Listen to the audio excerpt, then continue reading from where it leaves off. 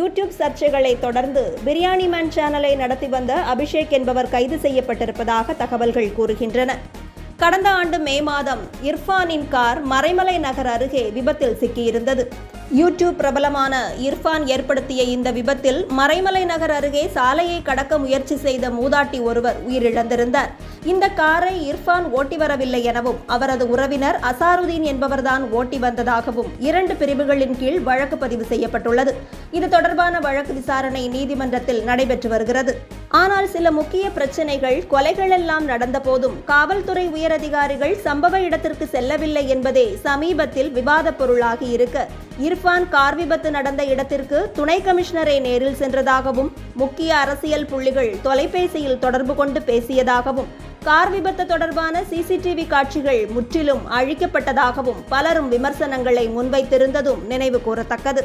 இந்த விபத்து நடந்து ஓராண்டு கழிந்துவிட்ட நிலையில் கடந்த ஜூன் 22ஆம் தேதி பிரியாணி மேன் என்ற யூடியூப் சேனலில் அபிஷேக் என்பவர் வீடியோ ஒன்றை வெளியிட்டிருந்தார். அதில் இர்ஃபான் இப்போது மட்டுமல்ல, கடந்த 1 வருடத்திற்கு முன்பிருந்தே பல்வேறு சர்ச்சைகளில் சிக்கியிருக்கிறார்.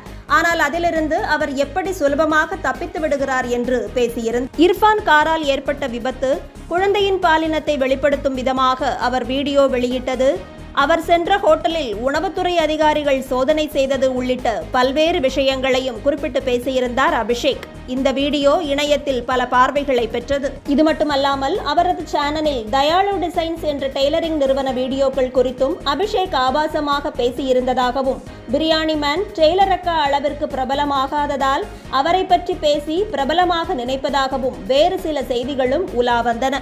பிரியாணி மேன் அபிஷேக்கின் காணொலி வெளிவந்து 1 மாதம் கழித்து அவரது வீடியோவிற்கு பதிலளிக்கும் விதமாக வேறு ஒரு வீடியோவை வெளியிட்ட இர்ஃபான், எந்த ஒரு ஆதாரமும் இல்லாமல் தன் மீது தவறான குற்றச்சாட்டுகளை பிரியாணி மேன் முன்வைத்துள்ளதாக கூறியிருந்தார்.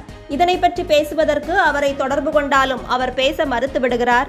நான் நினைத்தால் அவர் மீது அவதூறு வழக்கு தொடர முடியும், ஆனால் தனது நோக்கம் அது அல்ல என்று கூறி காணொளி வெளியிட்ட இர்ஃபான் தனது வீடியோவில் அபிஷேக்கை ஆபாசமாக விமர்சித்திருக்கிறார்.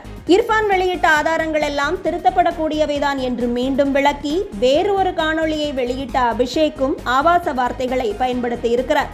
இந்த சர்ச்சையே கடந்த 1 வார காலமாக பல யூடியூபர்களும் மாறி மாறி பேசி வந்த நிலையில் யூடியூப் சேனலில் லைவ் செய்து கொண்டிருந்த அபிஷேக் தனது தற்கொலைக்கு ஜேசன் என்பவர் காரணம் என்று கூறிவிட்டு தற்கொலை செய்ய முயன்றிருக்கிறார்.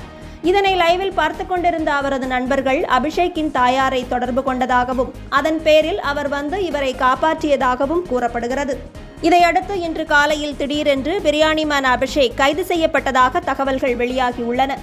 தற்கொலை முயற்சிக்காக அவர் கைது செய்யப்பட்டாரா என பலரும் எண்ணிய சூழலில் பெண் ஒருவர் அளித்த புகாரின் பேரில் கைது செய்த காவல்துறை பெண்களை அவதூறாக பேசுதல், பொய்யான தகவல்களை பரப்புதல் உள்ளிட்ட பல பிரிவுகளின் கீழ் வழக்கு பதிவு செய்துள்ளதாக தகவல்கள் தெரிவிக்கின்றன.